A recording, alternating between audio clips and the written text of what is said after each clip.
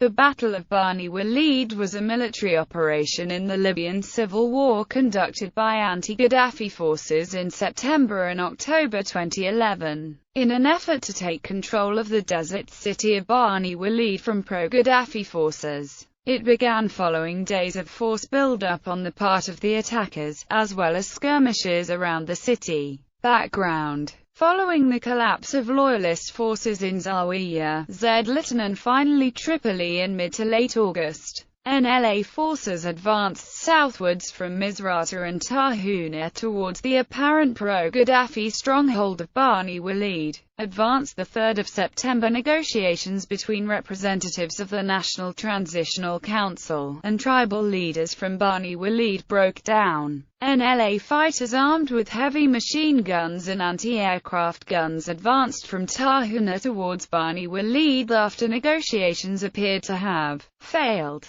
The 4th of September, NLA forces were 60 kilometers from the city, according to the NTC. The 5th of September, the NTC announced that the door is still open for negotiations, referring to attempts to get Bani Walid to surrender to NLA forces peacefully. It was reported that NLA units were only 40 kilometers from the city. The 6th of September, the NTC claimed that there had been resumed negotiations over Bani Walid. Although there was some confusion in NTC, NLA ranks over the actual outcome, as loyalist elements in the city tried to block negotiations, fearing reprisals. The 7th of September, tribal representatives from Bani Walid, who had been negotiating with the NTC, were shot at by die-hard loyalists in the city as they returned, prompting NLA forces to prepare for an attack on the town itself. It was also reported that Gaddafi and his sons, Saif al-Islam, Hannibal, and Mutasim, had passed through Bani Walid on their way south. Battle. Loyalists fire the first shots. The 8th of September, Gaddafi claimed that Bani Walid would never surrender, in an audio message aired on Syrian TV, and urged his people to continue the fight. Loyalist troops fired missiles, which landed in Wadi Dinar, about 20 kilometers from Bani Walid. NTC offensive repelled. The 9th of September, the National Liberation Army said its fighters had entered Bani Walid from the north and east,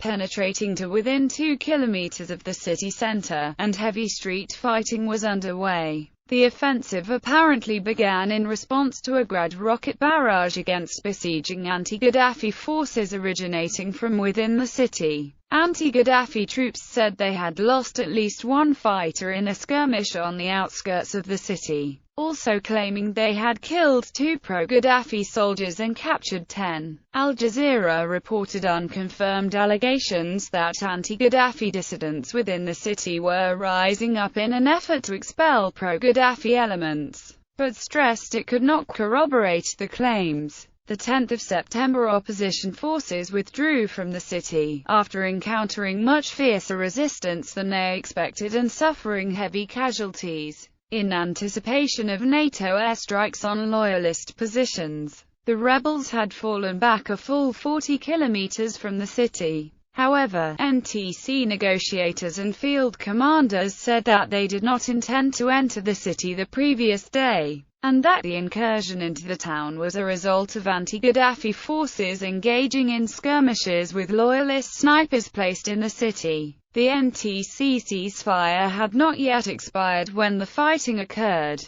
and opposition fighters outside the city wanted to give anti-Gaddafi residents a chance to stage an uprising. The main attack, they said, was yet to come. Later during the day, a renewed assault was launched after anti-Gaddafi forces received reinforcements, with rebels saying that they had taken the northern gates of the city and met up with local resistance fighters. Unconfirmed reports of loyalist reinforcements prompted opposition forces to increase their numbers to put increased pressure on the loyalist-held city. The pro-Gaddafi forces in Bani Walid were reported to include members of the Legion Thoria, a part of Gaddafi's secret police, as well as members of the elite Khamis Brigade and mercenaries from Darfur, according to opponents of the old regime. The 11th of September, large numbers of anti-Gaddafi reinforcements arrived en masse outside the city gates. Opposition forces had pushed once again into the city, and by dusk, residents and anti-Gaddafi fighters claimed that Bani Walid was largely under anti-Gaddafi control, with loyalist holdouts concentrated in the souk at the city center. Meanwhile, a local pro-Gaddafi radio station broadcast a call to arms urging the city's inhabitants to join forces against the former rebels.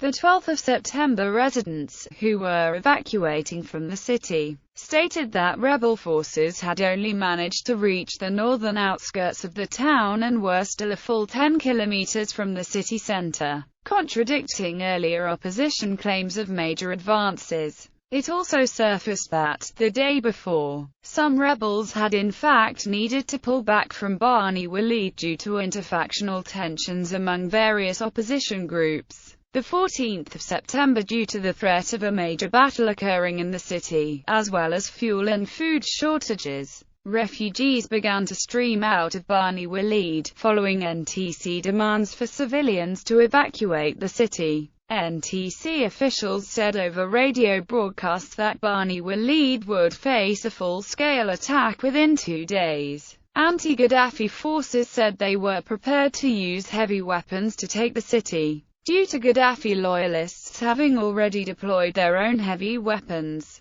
The 16th of September, NTC forces were reported to have streamed towards Bani Walid, with orders to take the city from Gaddafi loyalists in a major push. However, later in the day, Reuters reported that they were retreating following heavy resistance from the loyalist forces. The 18th of September, Reuters reported fighters on pickup trucks launched another attack on the city. But, later in the day, NTC forces fled the city in another chaotic retreat after their assault was repelled. Stalemate. The 19th of September, 2 Turkish C-130 Hercules cargo aircraft dropped humanitarian aid for the residents of Bani Walid. One of the aircraft came under attack from the ground while flying over the city. The 21st of September, NTC fighters moved tanks into the area, while boredom was rampant among opposition fighters at the front line, resulting in several deaths among fighters who were mishandling their weapons. The 24th of September, opposition forces claimed that 30 NTC fighters were killed and another 50 were wounded since the start of the battle, but other reports put the number closer to 40 dead and more than 120 wounded. Loyalist counter-attack. The 27th of September, opposition forces retreated from some of the parts of Bani Walid they previously held due to intense loyalist fire. The 28th of September, during an artillery barrage on the opposition troops, the top rebel commander leading the battle for Bani Walid, Commander Daou al-Salina al-Jadic, was killed along with 10 other fighters. The 30th of September, heavy loyalist shelling hit opposition lines west and south of the city. One NTC field commander stated that the attacks were the most intense since the start of the battle. Failed attack on the airport. The 9th of October, an NTC spokesman reported its forces had captured the villages of Teninai and Shuwake, 32 kilometers south, and the Bani Walid airport on the western edge of the town. The 10th of October, just a day after the opposition captured the airport, the loyalists took it back, killing 17 NTC fighters and wounding 80. Fifth attack and takeover. The 15th of October, NTC forces claimed that their forces managed to capture the hospital and the industrial area and had moved into the market area where their progress was stalled by snipers. They also claimed to have surrounded loyalist forces in the Olive Tree region where the loyalists were running out of ammunition.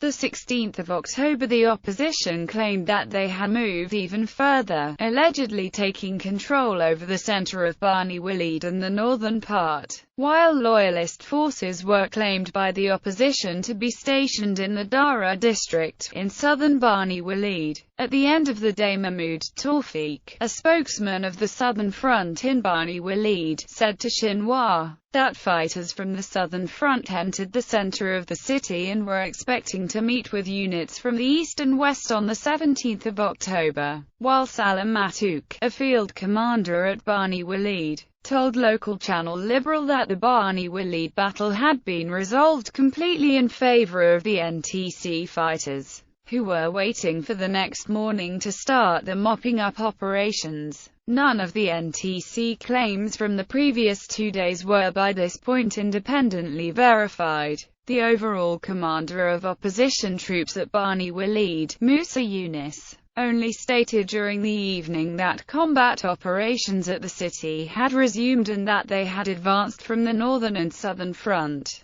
BBC News and AFP reiterated that the extent of the rebel advance into the city remained unclear and unverified, and an NTC commander said that their forces had been in the town in the afternoon, after they attacked during the morning, but that they encountered heavy resistance. Reuters reported that the opposition advance into Bani Walid had been hindered by snipers. The 17th of October. By the 17th of October, anti-Gaddafi fighters claimed to have moved into the town and made significant advances. Anti-Gaddafi forces seized the local radio station, which Gaddafi had been using to help broadcast messages in the past few weeks. By mid-afternoon, an Al Jazeera correspondent reported that the transitional government's fighters had captured the city, though they claimed there were still some small pockets of resistance to be dealt with. By the end of the day, Reuters correspondents in the city confirmed that there were no signs of fighting in the city, while the new Libyan flag was hoisted in the central square and a local commander announced that his forces had taken control of the whole city. It was later reported that the quick takeover of Bani Walid, following more than a month of heavy fighting and a prolonged stalemate, was the result of a negotiated surrender by the Loyalist forces. The 19th of October, a South African bodyguard claimed to have seen Saif al-Islam Gaddafi escape the city even though his motorcade had been hit by a NATO air strike. Aftermath. A low-level insurgency in and around Bani Walid persisted even after the official end of the war on the 23rd of October 2011, though it was unclear if either the war fighters loyal to Gaddafi or the NTC forces garrisoning the town suffered any casualties. Reuters reported many residents were upset over the level of damage and looting in Bani Walid and blamed the new Libyan authorities. On the 23rd of January 2012, around 100 to 150 local fighters attacked the main NTC army base in Bani Walid, killing 4 former rebels and wounding 20 others. NATO strikes.